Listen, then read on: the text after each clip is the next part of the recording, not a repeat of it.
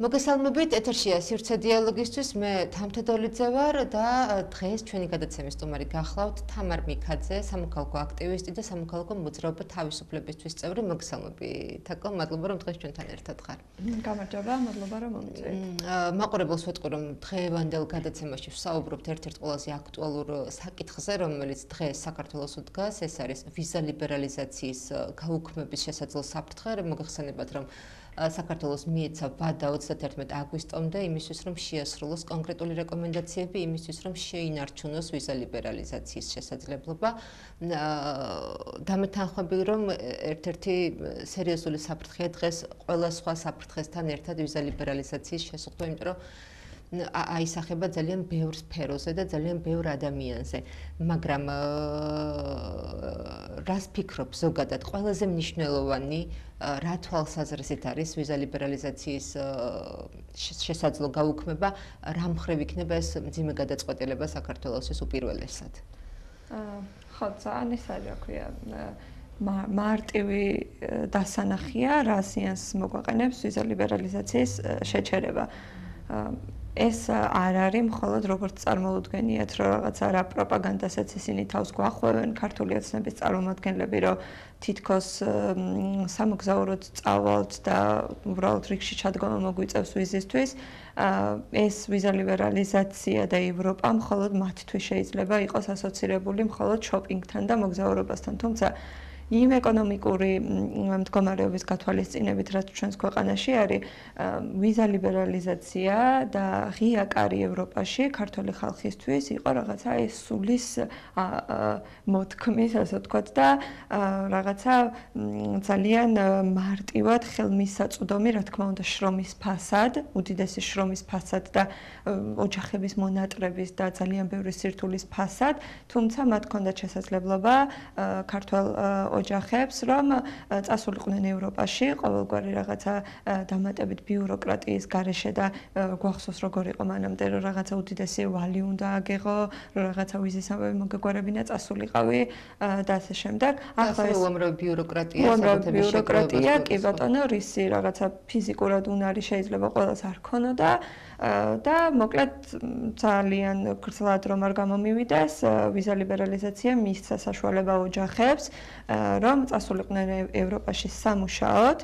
თუ გინდი რაღაცა ხანმოკლე პერიოდით შეიძლება ყოფილიყო 3 თვე მაგალითად, რაც სტუდენტებისთვისაც ძალიან დიდი მნიშვნელობის იყო და აქ დახმარებოდნენ საკუთარ ოჯახებს. გარდა ამისა, რომ მათ შეეძლოთ უპრობლემო წასულიყვნენ, ასევე ჩვენი ირგვლივ რომ მიმოვიხედავთ, ყველა ოჯახიდან არის ყველა ოჯახს ყავს ემიგრანტი, ყველა ოჯახიდან ვიღაცა არის წასული და თუ კი ვინმეს ერთხელ მაინც გამოუცდია, რას ნიშნავს რომ მშობელი, აი ამ ძირითადად ეგრე უწევდა ხოლმე რომ პატარებს ტოვებდნენ და ეს ბავშვები მშობლების გარეშე იზრდებოდნენ, რა მძიმე არის ბავშვისთვის, თინეიჯერისთვის და არა მხოლოდ მშობლის გარეშე ცხოვრება, მათი რაღაცა მსრუნველობის, მათი ნახვი, ჩახუტების ეს ძალიან საბაზისო რაღაცებზე ვსაუბრობ, რაც ყველა ადამიანს სჭირდება თავისი მშობლისგან. აი ამ ხალხს მიეცათ საშუალება, რომ შვილები წასულიყვნენ და მონატრებული დედები, მამები, მათ შორის ბებიებიც, ასაკის ხალხიც არის ემიგრაციაში, ბებიები ენახათ, მშობლებს მიეცათ საშუალება ამ მართლა ჯოჯოხეთური შრომისთვის განწირულ ხალხს თავისი ოჯახებისთვის რომ თავი გადადეს და თავის ცხოვრება როგორზე გადადეს, მართლა მათ მიეცათ საშუალება რომ ჩამოსულიყვნენ რაღაცა პერიოდულობით თავის ოჯახებთან გაეტარებინათ დრო და მე ისევ ჩამდგარიყვნენ ამ რაღაცა შრომის პროცესში და აი ეს ერთი ნაწილი რაც გაქრება ვიზა ლიბერალიზაციის შეწყვეტით და გარდა ამისა ვიზა ლიბერალიზაციის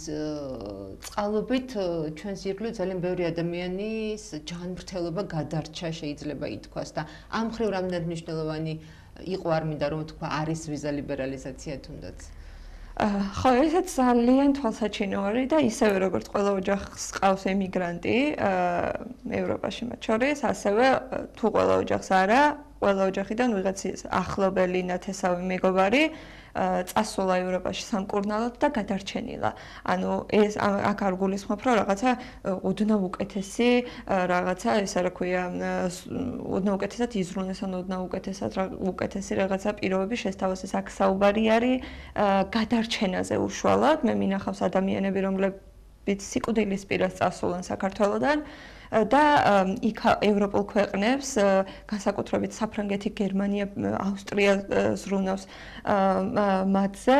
გადაურჩენიათ და ახალი სიცოცხლე მიუციათ ამ ადამიანებისთვის და ერთი არის რომ ჩვენთან საქართველოში ფიზიკურად არ არის ამ ხარისხის ჯანდაცვა და არ არის ამ ხარისხის რაღაცა ანუ რომ ვისაუბროთ ხელმიუწვდომელ ღირებულებაზე და ფასებზე ამ ჩვენი ჯანდაცვის ასევე ხარისხიც არ არის ამ ხარისხის ჯანდაცვაც არ აგვაქვს და გარდა იმისა რაც გვაქვს ისიც იმ დონეზე ანუ ფიზიკურად ვერ შეძლებს ადამიანი რომ ეს რაღაცა ხარჯები გადაიხადოს და უზრუნველყოს იმ შემოსავლით რა შემოსავალიც დღეს ჩვეულებრივ სტატისტიკურ ქართულ ოჯახს აქვს ეს არის გამორიცხული და რანაირად მუშაობს კიდევ სადაზღვევო სისტემა საყოველთაო ჯანდაცვა ეს აბსოლუტურად ეს არის რა ქვია სასაცილო არის მართლა სატირალი რო არ იყოს იმიტომ რომ ფაქტიურად ყველანაირ მხოლოდ რაღაცა სისხლის ანალიზს თავაზობენ და ძალიან რაღაცა საბაზისო პაკეტია კი. განათლებაზეც მინდა გკითხვა აუცილებლად როგორც ვიცი შენც თავადაც არაერთი პროგრამით ყოფილ ხარ ევროპულ ქვეყნებში ასევე ჩვენს ირგვლივ არიან ადამიანები რომლებიც განათლებას იღებენ ევროპაში სხვადასხვა პროგრამის თუ არა პროგრამის ფარგლებში საკუთარი ინიციატივით ამ მხრივაც საკმაოდ ისეთი სასიცოცხლო წყარო შეეზღუდება ქართულ განათლებას ან ახალგაზრდა თაობას როგორ ფიქრობ მე მაგალითად ასე ვფიქრობ რა თქმა უნდა ანუ გარდა იმისა რომ რაღაცა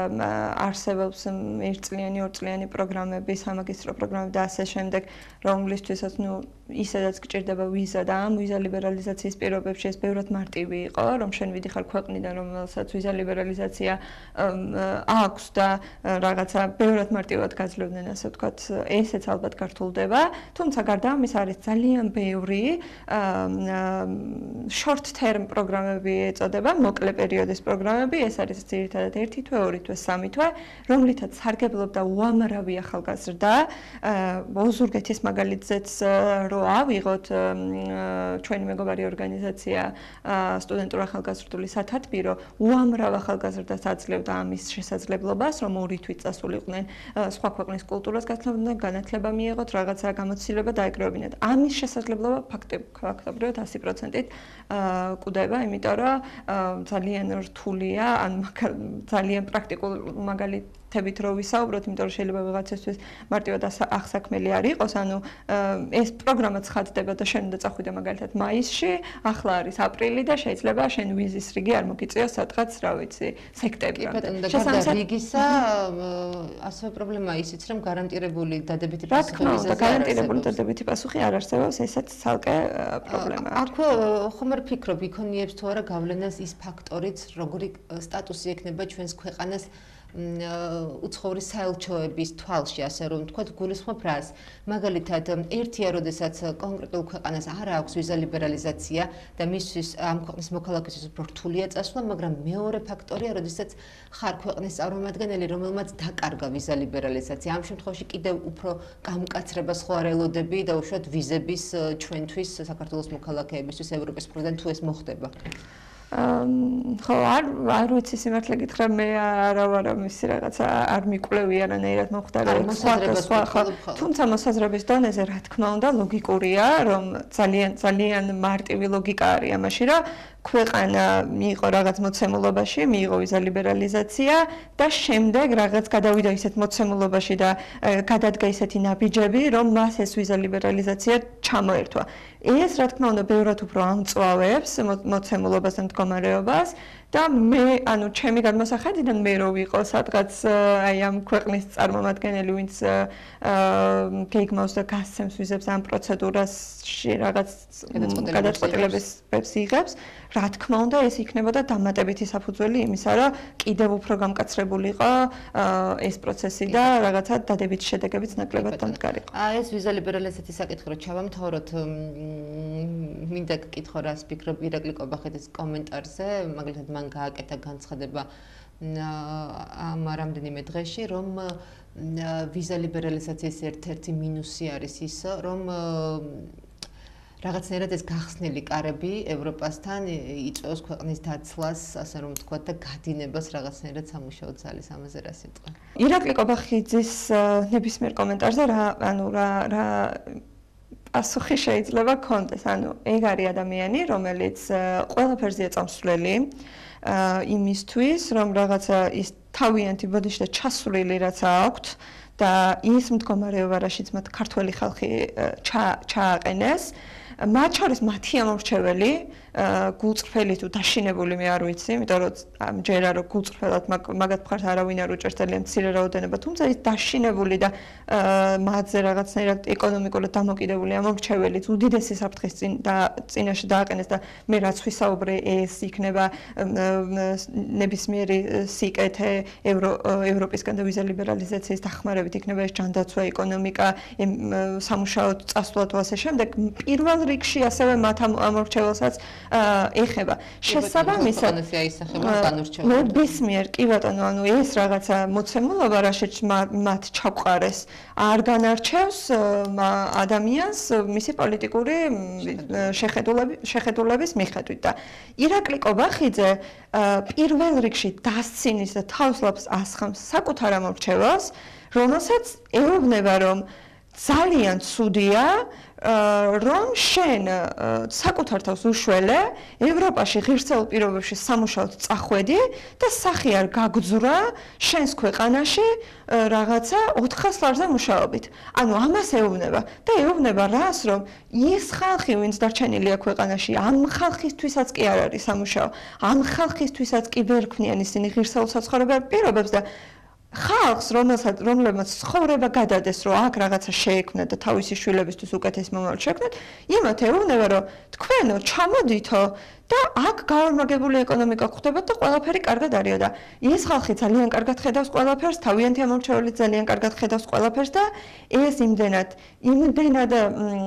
შეურაცხმყოფელია თავიანთი ამორჩევლისთვის პირველ რიგში, იმიტომ რომ ჩვენ ძალიან კარგად ვიცით, ვინც მათ ეწინააღმდეგებით, ვინ არიან ეგენი და რა მიზნები აქვთ.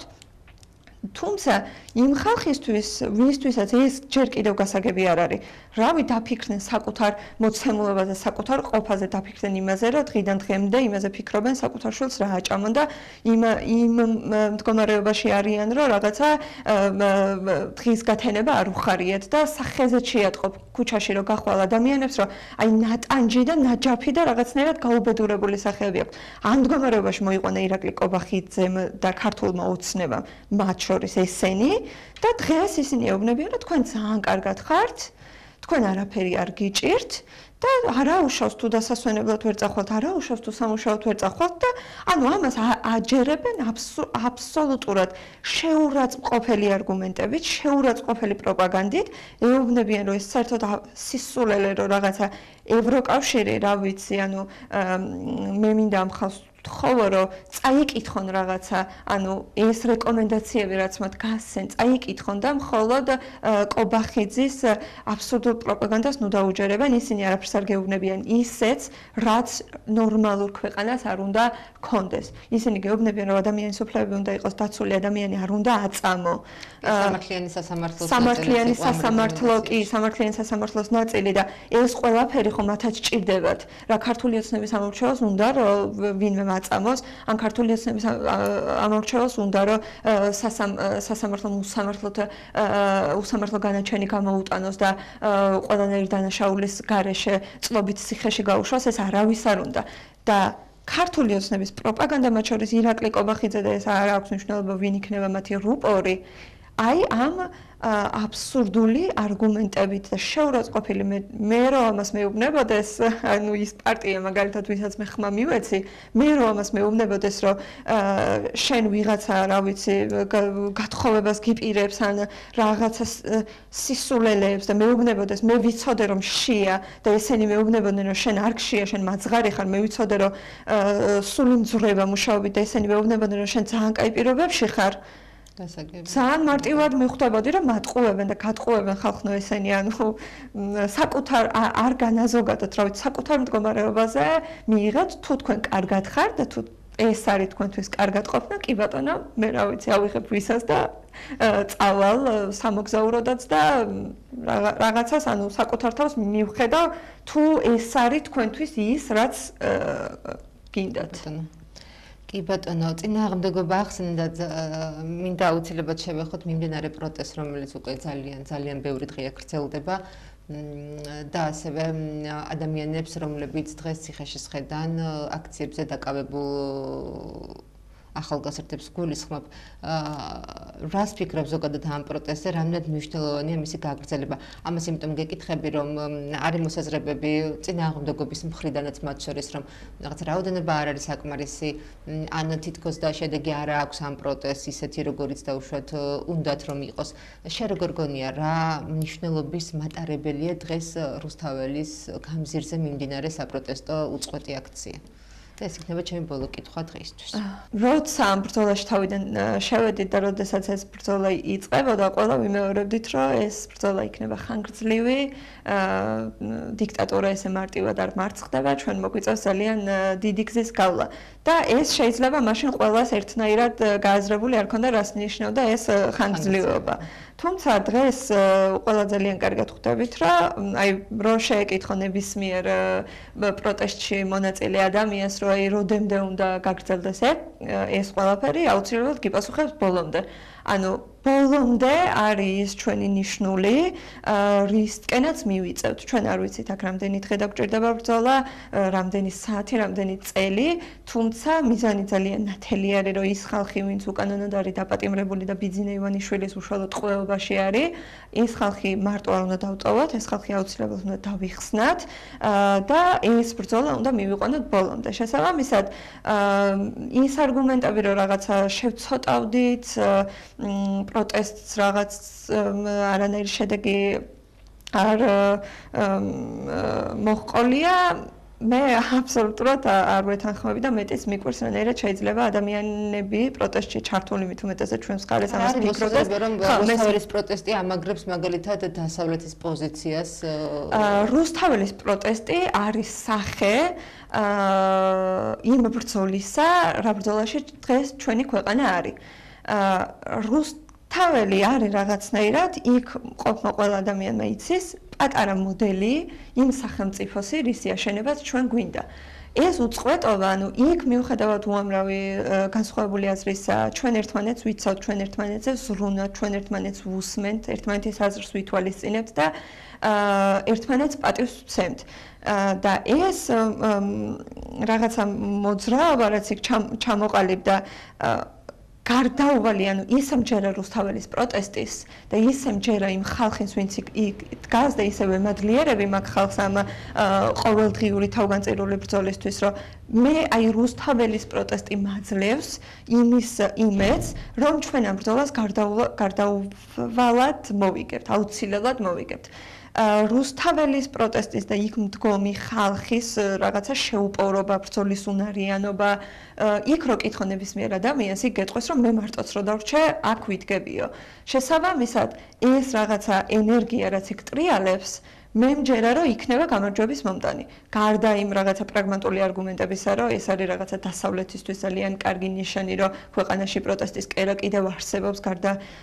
იმისა, რომ რა ვიცი, ძალიან ჩაწუხებულები არიან, ყველაფრით ჩაწუხებულები არიან ესენი. ერთი ადამიანი, რომ სადღაც ქუჩაში რაღაცას დაუძახებს და ერთ პოსტერს რო დაწერენ და მეორე დღეს რო გადაგიშლიან,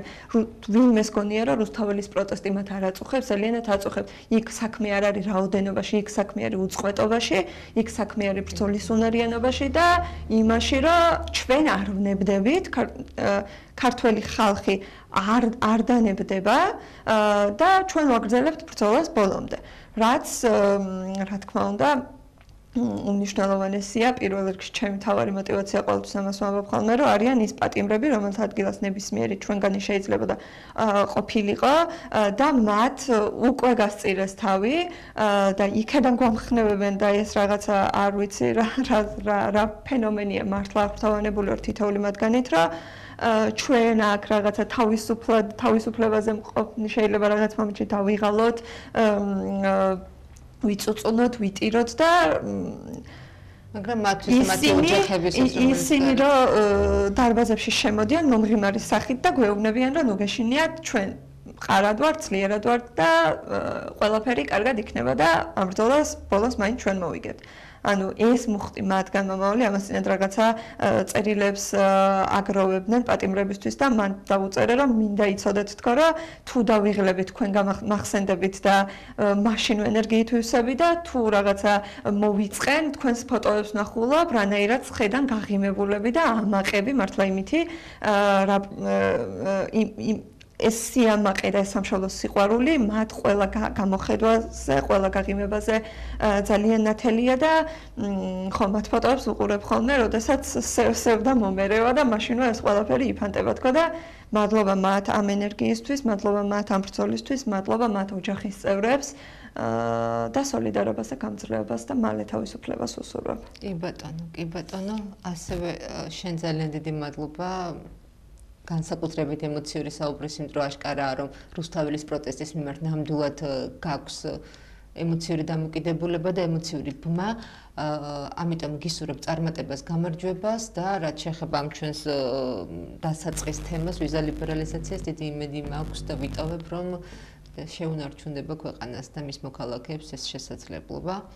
კიდევ ერთხელ დიდი მადლობა ეთერში მოსვლისთვის და მაყურებელს შევახსენებ რომ დღეს საუბრობდით თამარ მიქაძესთან ერთად ის გახლავთ სამოქალაქო აქტივისტი და მოძრაობა თავისუფლებისთვის წევრი მე მომავალ შეხვედრამდე გემშვიდობებით კარგად ბრძანდებოდით